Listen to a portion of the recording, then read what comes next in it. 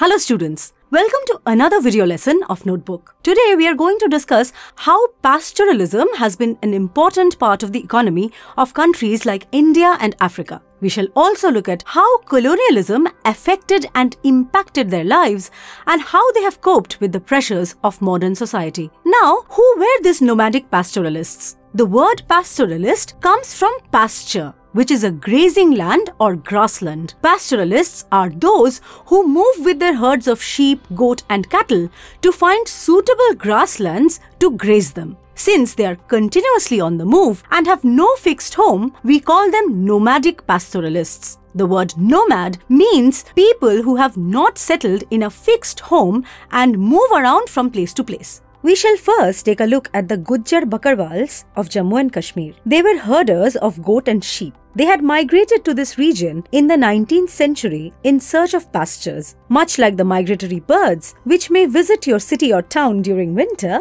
the Bakarwals too moved annually between their summer and winter grazing grounds. In the winter, they lived in the low hills of the Sivalik range. The dry scrub forest of the Sivalik provided pastures for their herds. They migrated there in September. By April, they moved again to the high mountains for summer grazing. By that time, the snow had melted and the mountain was lush green with a variety of grasses. Several households took part in this journey, which is known as a kafila. They crossed the Pir Panjal passes and entered the valley of Kashmir. The Gadi shepherds who lived in Himachal Pradesh had a similar cycle of seasonal movement. They also spent their winter in the low hills of the Sivalik range like the Gujjar Bakarwals of Jammu and Kashmir. By April, they moved north and spent their summers in Lahaul and Spiti. Some of them moved to high mountains when the snow melted. By September, they began their return journey. On their way, they stopped at Lahaul and Spiti, reaping their summer harvests and sowing their winter crops. The Gujjar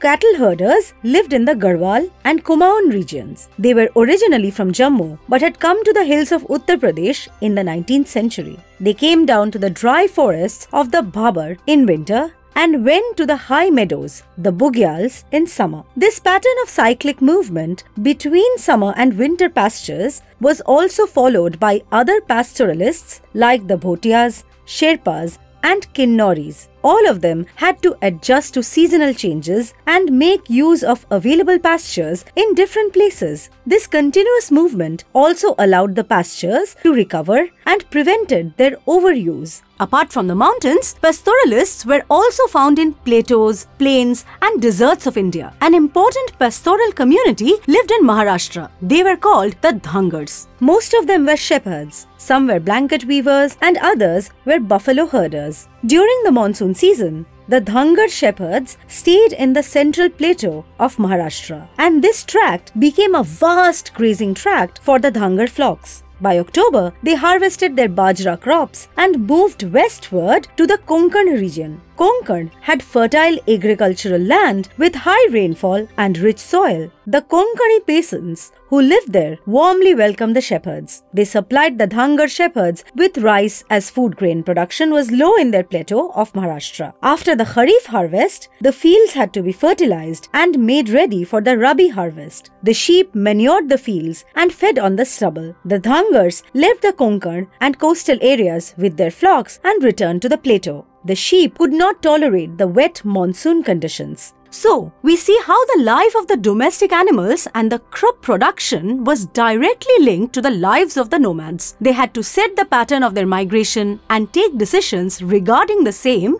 depending on the needs of the animals. In Karnataka and Andhra Pradesh, the dry central plateau was covered with stone and grass, and the region was inhabited by cattle, goat, and sheep herders. The Golas herded cattle, the Kurumas and Kurbas reared sheep and goat, and sold woolen blankets. They lived near the woods, cultivated small patches of land, were involved in small trade, and took care of their herds. In the dry season, they moved to the coastal tracts and left when the rains came. Only the buffaloes liked the swampy wet conditions of the coastal areas during the monsoon months. Other herds had to be shifted to the dry plateau at this time. The Banjaras were found in the villages of Uttar Pradesh, Punjab, Rajasthan, Madhya Pradesh and Maharashtra. They moved over long distances in search of pastures and on the way sold plough, cattle and other goods to villagers in exchange for grain and fodder. The Raikas was a pastoral community of Rajasthan. As we know, Rajasthan has deserts with low rainfall and no crops can be grown in most of the region. So the Raikas living there combined cultivation with pastoralism.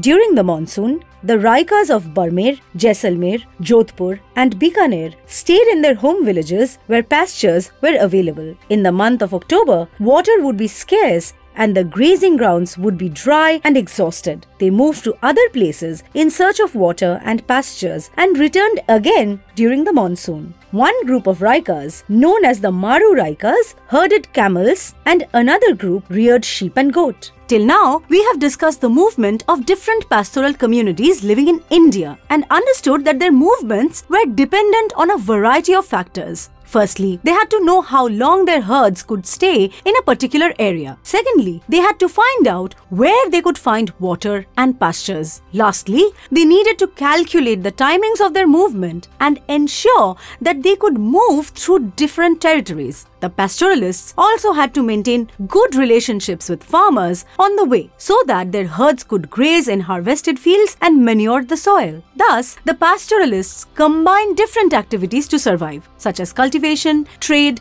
and herding. In the next session, we shall discuss how the life of these pastoral communities were affected due to the coming of the British in India. See you soon.